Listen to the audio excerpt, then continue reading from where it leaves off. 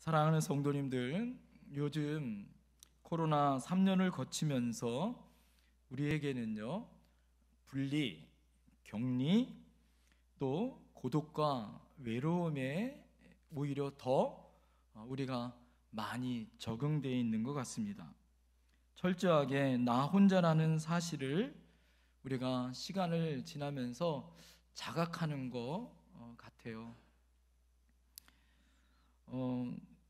여러분들, 내가 살기 위해서는 스스로 내가 다른 사람과 만나지 말아야 하고, 또 격리할 수 있는 상황들을 일부러 만들어서 그 모든 바이러스와 질병에서 지켜야 할 수밖에 없는 상황들이 되어지면서 참 힘들고 어려운 삶을 우리가 지나고 있는 것 같습니다.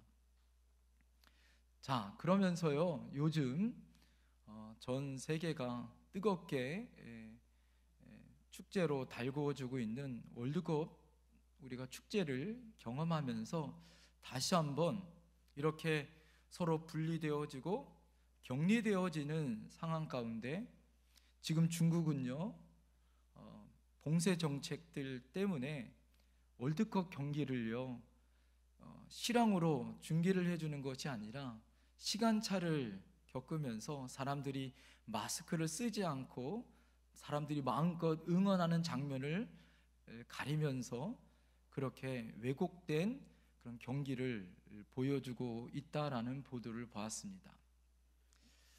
여러분들, 그런데 우리가 지금 경험하고 있는 이 월드컵은요, 우리가 너무나도 우리가 뜨겁게 경험했었던 2002년도에 온 국민들이 하나 되어져서 다 빨간 옷 입고 온 국민들이 한 자리에 모여서 대한민국을 외치고 응원하고 뜨겁게 박수를 보내고 함성을 질렀었던 그 뜨거운 경험들을 우리는 다 했잖아요. 우리가 다 하나라는 경험, 함께라는 경험, 그것을 통하여서 한 민족으로 그 모든 것을 할 수 있다라는 꿈은 이루어진다라는 경험을 우리는 했어요. 그러면서 얼마 전에 16강에 감격스럽게 우리가 어떻게 했습니까? 올라갔어요. 할렐루야! 얼마나 감사한지요. 저는 그 경기를 보면서 이런 생각했습니다. 어떤 생각을 했냐면, 월드컵이 오히려 이렇게 3년 동안 코로나로 인하여 지쳐있고 힘들었던 전 국민들을 어떤 누구의 정치나 어떤 정책이나 어떤 다른 모습이 아니라 오히려 우리가 함께 응원하고 한 마음을 이루고 하나 되어져서 함께 행복할 수 있는 좋은 시간인 것 같더라라는 거예요. 왜 그럴까요? 우리는 2002년도를 경험했기 때문에 그래요. 함께하면 얼마나 행복한지, 그러면 얼마나 즐거운지, 그리고 얼마나 우리 안에 넘치는 에너지가 나오는지를 우리는 경험해 봤기 때문에 또다시 여러분 놀라운 그 은혜를 우리가 다시 한번 느끼기를 경험하는 거예요. 사랑하는 성도님들, 주님께서는요, 우리에게 이 땅에 빚도 없고 상처받고 버림받은 우리들에게 찾아와 우리와 함께하기 위하여 인간의 몸으로 이 땅에 오신 분이 바로 우리 주님이신 줄 믿습니다. 대림절은 이 오신 주님을 우리가 찬양하고 경배하며 다시 오실 주님을 기다리면서 우리와 함께 하실 주님을 뭐예요? 기다리는 거예요. 그리고 나와 함께 하신 주님 앞에 감사와 영광을 돌리는 삶을 돌아보는 절기인 줄 믿습니다. 그래서요, 오늘은요, 우리와 함께 하시는 임마누엘의 주님이 우리에게 어떤 의미로 다가오는지를 말씀을 통해서 은혜 받으려고 합니다. 여러분, 임마누엘이 무슨 뜻입니까? 오늘 본문에 보니까 하나님이 우리와 함께 계신다. 한번 따라해 보시겠어요? 하나님이 우리와 함께 계신다. 우리 옆에 사람 바라보시면서 하나님이 당신과 함께 하십니다. 하나님이 우리와 함께 하십니다. 할렐루야. 하나님이 나의 마음속에 또 우리 옆에 계신 우리 사랑하는 성도님들 가운데, 우리 가정에, 여러분 우리 교회에, 이 나라와 열방 가운데 함께 하신 줄 믿습니다. 이것이 바로 임마누엘이라는 뜻이에요. 자, 그러면 더 구체적으로 임마누엘이 어떤 의미가 있는지, 첫 번째는 임마누엘은 하나님의 사랑을 말합니다. 사랑이 무엇일까요? 유행가 가사처럼 눈물의 씨앗이 사랑입니까? 사랑은 어떤 분은 이렇게 얘기해요. 사랑은 주는 것이다. 여러분, 사랑은 내가 받는 것보다 줄 때 더 행복해요. 받으면 더 좋죠. 우리 막내 딸이 12월 17일이 생일이에요. 그런데 벌써부터 아빠 생일 선물 뭐 줄 거야? 네? 여러분들 지금부터 여러분의 손주들 크리스마스 선물은 뭐 해줘야 되나 걱정되진 않는지요? 예, 내가 받는 것보다 뭐예요? 주는 기쁨이 훨씬 크다라는 거예요. 또 어떤 분은 사랑은 용서하는 거다 이렇게 말합니다. 내가 사랑하니까 용서할 수 있는 거예요. 여러분, 사랑하지 않으면서 억지로 용서할 수 있어요? 없어요? 없습니다. 없습니다. 주님이 주시는 그 사랑으로 용서할 수 있는 거예요. 그 사랑은 용서하는 거다 이렇게 말하는 사람이 있어요. 그러나 제가 오늘 말씀드리고 싶은 이 사랑의 정의, 임마누엘에서 말하는 이 사랑은 무엇이냐면, 사랑은 같이 있어 주는 거다라는 거예요. 함께 있어 주는 것이다 라는 거예요. 임종이 가까운 노인이요, 병원에 입원해 있습니다. 이분이 사경을 헤매면서 병세가 악화되어졌어요. 간호사가 다급하게 이 노인에게 이야기합니다. 어르신 정신 차리세요.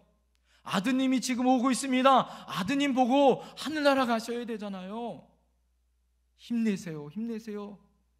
막 이렇게 격려를 하고 있는데, 어르신이 눈을 감고 보지도 못하고 듣지도 못하고 지금 생사를 오가면서 사경을 헤매고 있는 거예요. 반응이 없자 간호사가 더 큰 소리로 외칩니다. 지금 아드님 왔어요. 아드님 왔으니까 아드님 보고 가셔야 되니까 힘내세요. 그러자 갑자기 병실의 문이 열립니다. 어느 건장한 청년이 해병대 옷을 입고 찾아온 거예요. 이 간호사가 이렇게 얘기합니다. 아드님 오셨습니다. 아드님 오셨으니까 손잡아 보세요. 그러면서 그 군인의 손을 이 노인에게 같이 만질 수 있도록 잡아 주었어요. 청년이 손을 꼭 잡아줍니다. 아무런 대화도 할 수가 없었어요. 자, 그리고 대화가 끝나자 이제 그 청년은, 그 군인은 자리에 앉았어요. 얼마나 청년이 피곤했는지, 좀 쉬라고 그래도 이 청년은 꼿꼿하게 그 자리를 지키고 밤을 새며 그 자리를 지키고 있었습니다. 새벽녘쯤 되었을 때 사경을 헤매고 있었던 이 노인은 병세가 악화되어 임종하게 되어졌어요. 간호사가 이제 산소 마스크를 떼고 주사 바늘을 뺄 때 그 앉아 있었던 이 청년 같은 군인이 간호사에게 이렇게 이야기하는 거예요. 이 노인이 누구입니까? 이 노인이 누구입니까? 간호사가 깜짝 놀랐어요. 아니, 이 할아버님의 아드님 아니십니까? 네, 저는 노인의 아드님이 아닙니다. 그런데 어떻게 이렇게 말씀도 하지 않고 밤을 새면서 이 자리에 앉을 수 있었습니까? 라고 물어봤어요. 그랬더니 그 청년이 이렇게 대답하는 거예요. 제가 아버지가 위독하다라는 전화를 받고 병실문을 여는 순간 아차, 무슨 착오가 있다라는 것을 알았습니다. 동명이인이 된 노인의 눈빛을 보는 순간 저는 당신의 아들이 아닙니다 라는 말을 할 수가 없었어요. 그래서 저는 끝까지 이 자리에 앉아 이 노인의 손을 붙들 수밖에 없었습니다. 그리고 끝까지 임종을 지켜보았습니다 라고 그 해병대 청년이 이야기하는 거예요. 전 세계에서 가장 유명한 사람들의 이야기, 그 감동을 들려주는 영혼을 위한 닭고기 스프에 나오는 이야기 한 대목이에요. 사랑하는 성도님들, 사랑이 무엇일까요? 사랑은요, 마지막까지 끝까지 같이 있어 주는 거예요.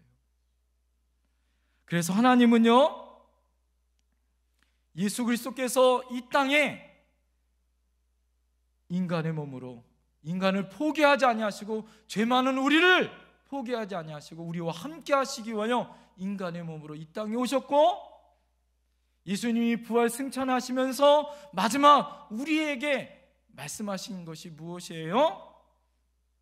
내가 너와 세상 끝날까지 함께 하리라. 할렐루야.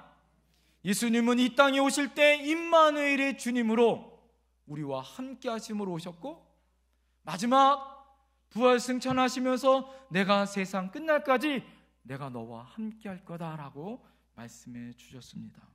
여러분, 이것이 사랑이에요. 하나님은 여러분 지금도 여기 계시는 줄 믿습니다. 여러분 곁에 함께 계세요. 여러분이 슬픔 중에, 여러분이 알지도 못하는 그 순간에 주님은 여러분과 함께 계셨어요. 실패하였을 그 힘들고 어려운 순간에도 주님은 우리와 함께 했어요. 실망하였을 때도 우리 곁에 계신 줄 믿습니다. 사랑하는 성도님들, 나이가 들면요, 사람들이 잘 찾아오지 않는다고 합니다. 그래서 외롭다고 해요. 나이 많은 부모들이 그래서 늘 자식을 기다리고 자녀들의 전화를 기다려요. 그런데 어떻습니까? 우리들이 참 무관심하고 참 무감각하게 살지 않습니까? 그래서 가정에서는요, 가장 소중한 대상을요, 순번을 매겼다고 합니다. 가정에서 가장 소중히 여기는 대상 1순위, 1번이 누굴까요? 첫째가 바로 손주예요. 손주. 눈에 넣어도 아프지 않는 그 손주. 2번이 너무 귀한 며느리가 2번. 3번이 가장의 장자, 바로 가장인 아들이 3번. 그리고 4번이 누굴까요? 애완용 개, 고양이가 4번. 5번이요? 보모. 아기를 돌봐주는 보모가 5번. 6번이 누굴까요? 바로 어르신들. 나이 많은 어르신들이 6번이라고 합니다. 그래서 하루는요, 아버지 노인이요, 아들한테 이렇게 얘기했다고 합니다. 3번 애비야, 6번은 이제 나간다. 이렇게 이야기하고 집을 나가더라라는 거예요. 3번인 아들에게 6번인 노인이 그렇게 이야기하고 나가는 이 아픈 현실이 바로 우리들의 모습이다라는 거예요. 사랑하는 성도님들, 그래도 하나님은 우리 곁에 우리를 떠나지 아니하시고 함께 하시는 임마누엘의 하나님인 줄 믿습니다. 여러분, 두 번째 임마누엘은 따라합니다. 지켜주심을 의미합니다. 임마누엘은 사랑, 두 번째는 지켜주심이다라는 거예요. 왜 하나님은 우리를 여러분 지켜주시고 우리 곁에 계실까요? 우리가 이 세상에 존재할 수 있음은 하나님이 우리를 보호하시고 우리를 지켜주시고 우리를 성장케 해주시기 때문이에요. 어린 시절을 생각해 보세요. 부모님이 우리를 돌봐주시고 지켜주지 않았다면 우리가 어떻게 존재할 수 있습니까? 우리 믿음이 연약하였을 때, 우리가 낭망하고 시험 들고 넘어졌을 때 하나님이 우리를 끝까지 지켜주시고 책임져 주시고 믿음의 동역자들을 통하여, 믿음의 종들을 통하여 다시 믿음의 길을 걸어갈 수 있도록 우리를 세워주지 않았다면 우리가 어떻게 이렇게 믿음으로 지금 우리의 모습을 여러분 살 수가 있겠어요? 성경에서 그 많은 위대한 위인들도요, 아브라함도 모세도 다윗도 실수도 하고 인간의 연약함 때문에 어리석고 연약한 모습을 보게 되어집니다. 좋을 때는 한없이 기뻐 뛰면서 좋지만 왜요? 조금 어려운 일이 생기면 금방 낙심하고 좌절하고 연약한 모습들을 보게 되어지죠. 여러분, 영국의 작가 키플링이라는 사람이 이렇게 이야기합니다. 바보는 불에 손을 한번 댄 그 손가락을 다시 불 속으로 집어넣는다. 이것이 바로 인간의 어리석음이다라는 거예요. 한번 뜨거우면 이제 불에 손을 대지 말아야 하는데 다시 어리석게도 인간은 다시 불 속에 손을 댄다라는 거예요. 믿음의 조상 아브라함이 25년 전에 애굽에서 바로에게 어떻습니까? 자기 아내였었던 사라를 누이 동생이라고 속였잖아요. 그런데 그가 또 어떤 일을 벌였습니까? 아비멜렉에도 똑같이 자기 사라를 누이 동생으로 속이는 그 믿음의 조상 아브라함도 그렇게 어리석은 실수를 범하는 연약한 사람이에요. 사랑하는 성도님들, 인간은요 넘어집니다. 인간은 부족해요. 실수를 범해요. 스스로 위기를 자초하기도 합니다. 위급할 때는 어찌할 수 없어서 방황하고 또 방황하여 세상의 방법을 찾아요. 여러분, 그럼에도 불구하고 우리가 다시 정말 일어날 수 있는 것은 하나님이 우리를 지켜주고 계심을 믿어야 할 줄 믿습니다. 하나님 우리를 떠난 적이 없어요. 우리를 지켜주신 그 분이 임마누엘의 주님으로 우리를 지켜주시고 보호해 주시는 줄 믿습니다. 여러분, 시험 들지 않도록 우리가 이렇게 살 수 있는 것은 내 의지가 아니에요. 내가 잘나서가 아닙니다. 내가 똑똑해서도 아닙니다. 이것은 오로지 하나님의 은혜예요. 여러분, 우리 안에 하나님이 주신 놀라운 은혜로 말미암아 하나님이 지켜주신 오직 하나님의 은혜인 것을 기억하셔야 할 줄 믿습니다. 사단은요 우리를 넘어뜨리고 해요 수단과 방법을 가리잖아. 얼마나 우리를 넘어뜨리려고 노력하고 여러분 갖은 방법을 동원해서 우리를 무너뜨리려고 하지 않습니까? 그럴 때마다 여러분 기억하셔야 됩니다. 하나님은 나를 붙드신다라는 거예요. 사단이 재미있어, 한번 해봐, 해볼만해, 좋은 결과가 나올 거야 라고 여러분 그 혹하는 말 때문에 여러분 우리가 속거나 세상을 향하여 나가지 마시고 여러분 주님이 끝까지 지켜주셔서 그럴 때마다 주님 나를 지켜주세요, 나를 보호해 주세요, 내 곁에 계신 성령님이 나를 떠나지 아니하시고 임마누엘의 주님이 나와 함께 하심을 믿으시고 일으켜 주신다는 걸 여러분 믿어야 할 줄 믿습니다. 시편 121편 3절에는 하나님은 졸지도 주무시지 아니하시고 밤의 달이 해가 우리를 상치하지 않도록 우리를 지켜주실 줄 믿습니다. 성경에 보니까 왜요? 우리를 실족하지 않게 하기 위하여 우리의 출입을 지켜주실 줄 믿습니다. 여러분, 이것은 우리가 시작부터 영원까지 지켜주신다는 거예요. 할렐루야. 우리 옆에 분에게 고백하겠습니다. 하나님은 영원까지 당신을 지켜주십니다. 세 번째, 임마누엘은 따라합니다. 우리를 도와주십니다. 여러분, 임마누엘은 우리를 도와주기 위해서다라는 거예요. 여러분, 약한 사람에게는요 강한 사람의 도움이 필요하죠.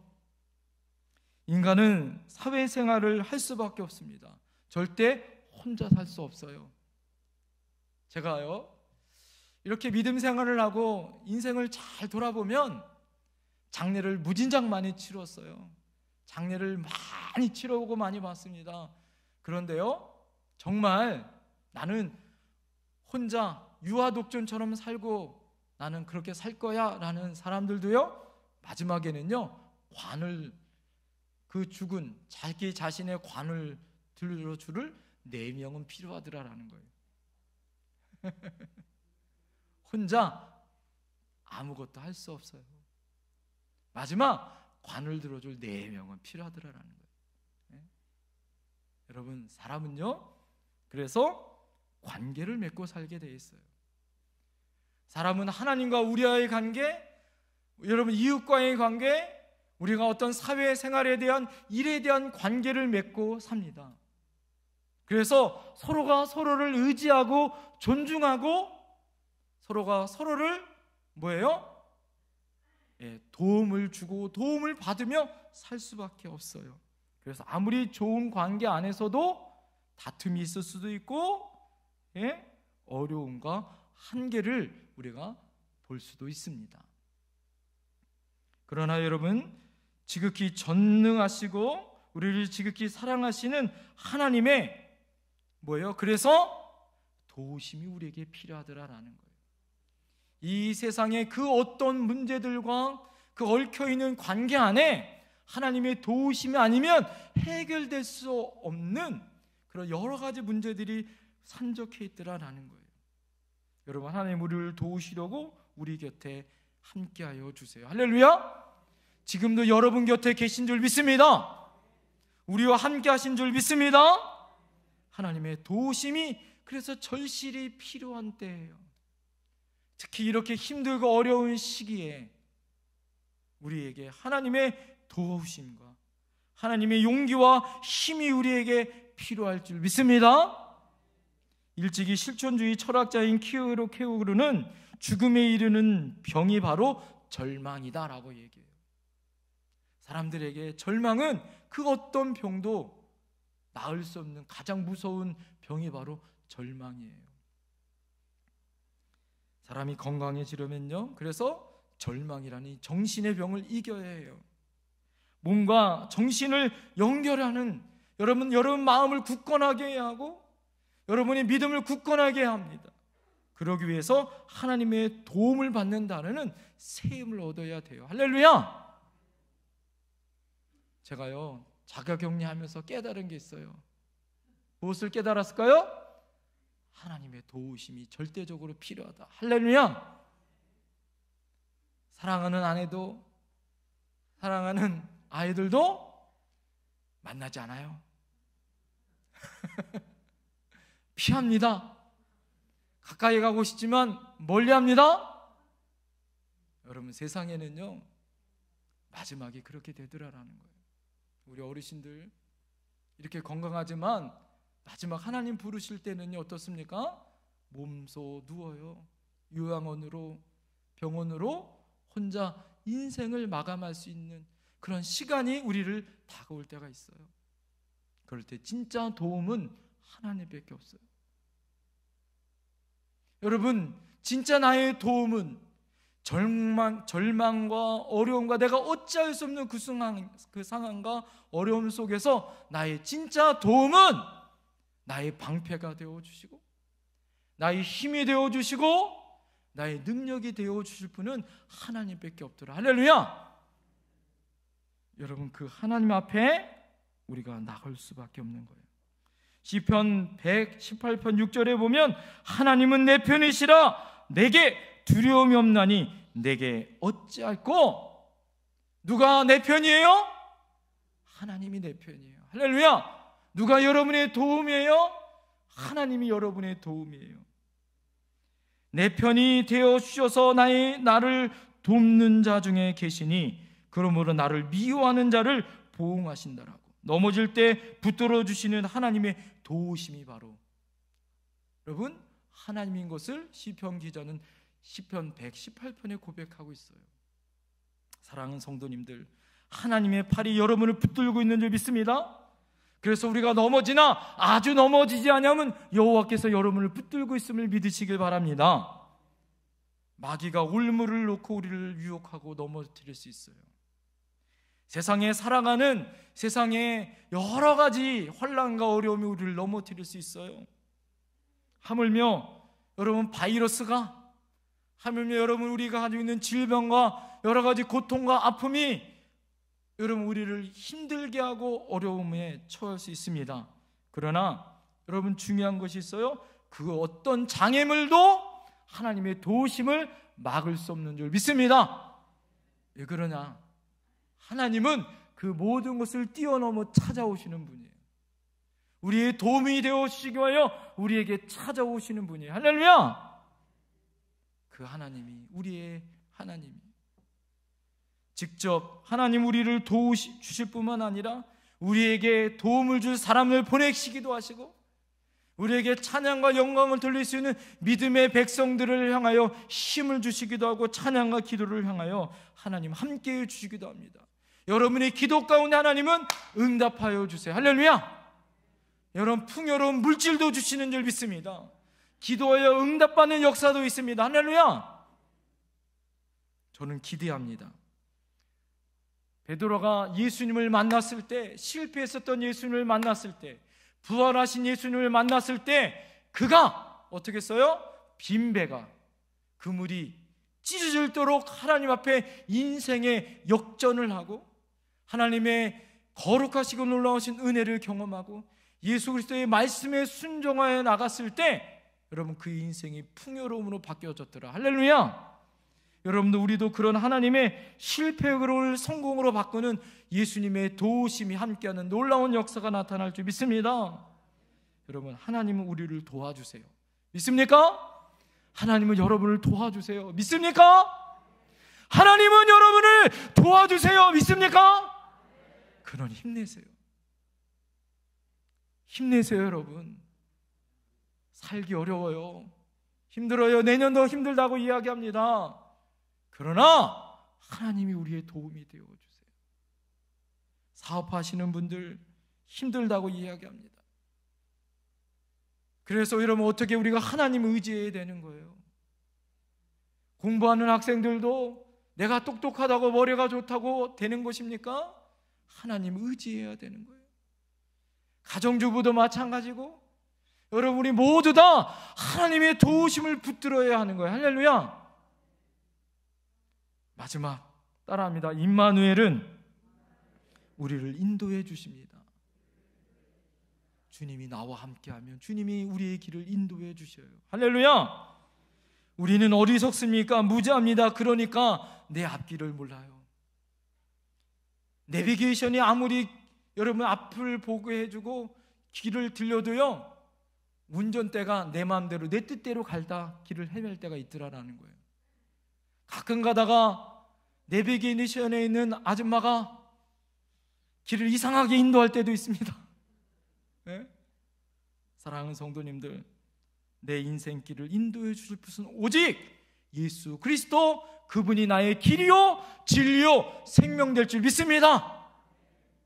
우리가 방황하고 어찌할 수 없는 그 순간에 그분이 이 땅에 평화를 주시기 위하여 우리의 길을 알려주시기 위하여 이 땅에 인간의 몸으로 오셨고 그분이 어떤 삶을 살아야 하는지를 실제 모델로 보여주셨어요. 할렐루야!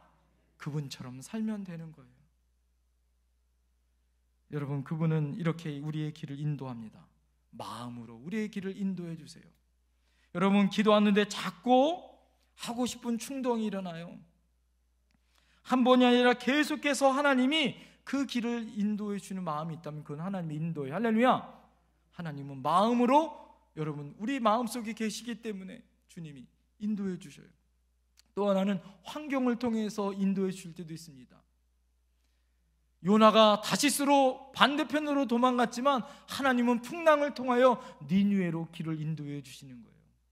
하나님은 환경을 통해서 몰아가실 때가 있더라. 세 번째는 하나님은 말씀을 통해서도 인도해 주신 줄 믿습니다. 목사님의 말씀을 통해서, 또 성경의 말씀을 통해서 하나님은 우리의 인생길을 인도해 주세요. 사도행전 27장 23절에 나의 속임바 나의 하나님의 사자가 내 곁에 있어서 말하되, 하나님은 우리의 길을 인도해 주셔요. 말씀을 통해서 우리의 길을 인도해 주실 때마다 좋은 결과가 날 줄 믿습니다. 할렐루야. 여러분, 진짜 불신앙이 뭘까요? 불신앙은 나 혼자라고 느껴지고 나 혼자라고 믿어질 때가 불신앙인 거예요. 따라합시다. 나는 결코 혼자가 아니다. 여러분, 임마누엘 되시는 주님이 여러분 안에 계세요. 할렐루야. 그분이 여러분과 함께 하실 줄 믿습니다. 내 곁에 하나님이 계시고 주님이 나를 도와주시고, 그래서 나는 능력의 삶을 살 수 있고 평안의 삶을 살 수 있더라. 할렐루야. 제가 우리 딸 이야기를 안 하고 싶은데, 하나님이 올해 다니엘 기도를 통하여 하나님이 저에게 놀랍게 주시는 은혜가 있었어요. 우리 하늘나라 간 우리 하연이 생일이 11월 21일이에요. 다니엘 기도 마지막 날이 우리 하연이 생일이에요. 그래서 11월 달이 되어지고 다니엘 기도가 되어지면 저희 딸이 너무 보고 싶어요. 올해는 더더욱 1년 5개월 된 저희 딸이 보고 싶어서 하나님 앞에 기도했어요.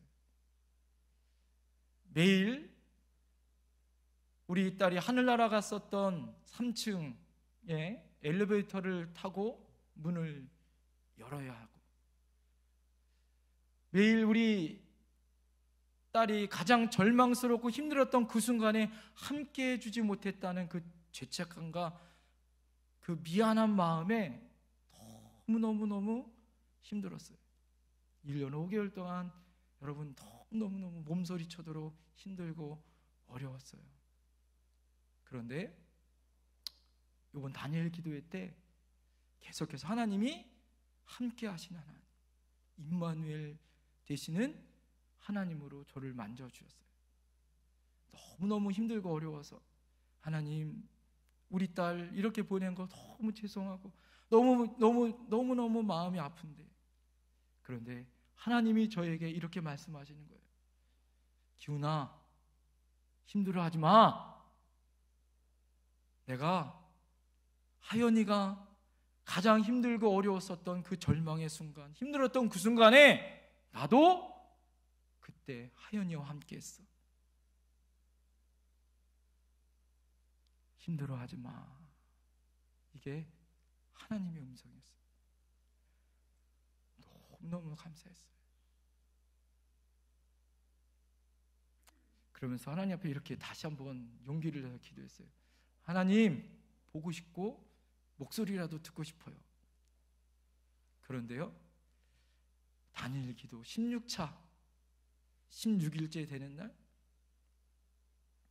기도하는데, 말씀을 마치고 기도하는데 갑자기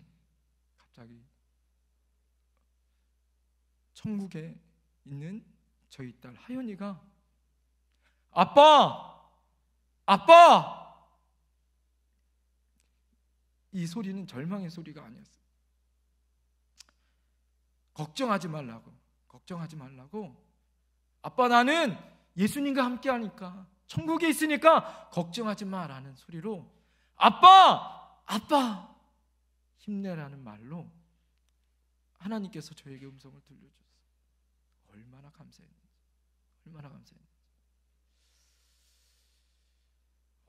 사랑하는 성도님들, 그 하나님의 음성을 들으면서 제가 깨달았어요.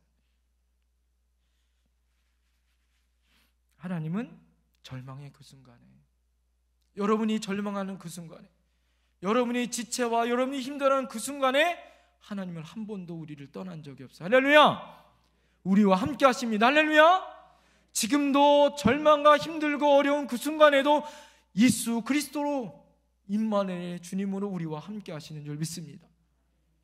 그리고 여러분의 자녀, 손들, 그들에게도 하나님은 함께하고 있어요. 믿습니까? 여러분, 우리가 믿으면 되는 거예요. 중국의 내지 선교회로 선교의 아버지가 되었었던 허드슨 테일러가 마지막 임종을 앞에 놓고 친구에게 마지막 친필 편지로 이렇게 글을 썼다고 합니다. 여보게, 나는 지금 너무 몸이 쇠약해져서 걸을 수도 없네. 그렇게 읽고 감동받았던 성경책도 읽을 수 없어. 심지어 기도도 못하고 있네. 단지 내가 할 수 있는 일이라곤 하나님 팔에 안겨 어린아이처럼 누워있는 것밖에 내가 할 수 있는 것은 아무것도 없다네. 어린아이가 엄마를 믿고 안심하듯이 나도 하나님만을 의지하고 평안하여 있는 것, 그것뿐이 내가 지금 하고 있는 것이라네. 사랑하는 성도님들, 이것이 가장 임마누엘의 주님을 느끼고 있는 순간 아닐까요? 사랑하는 성도님들, 지금 힘드세요? 어려우세요? 여러분, 주님이 여러분을 품에 안고 계세요. 믿습니까? 예수님이 여러분과 함께 계신 줄 믿습니다. 그분을 의지하시고 믿음으로 일어나 승리하길 원합니다. 12월 여러분, 한 달은 아직 남았어요. 2022년은 아직 남았어요. 응답은 있습니다. 구원은 있어요. 여러분, 하나님의 역사는 이루어집니다. 왜냐하면 주님이 우리를 떠나지 않았어요. 믿으시고 승리하시는 저와 여러분들 될 줄 믿습니다. 기도하겠습니다.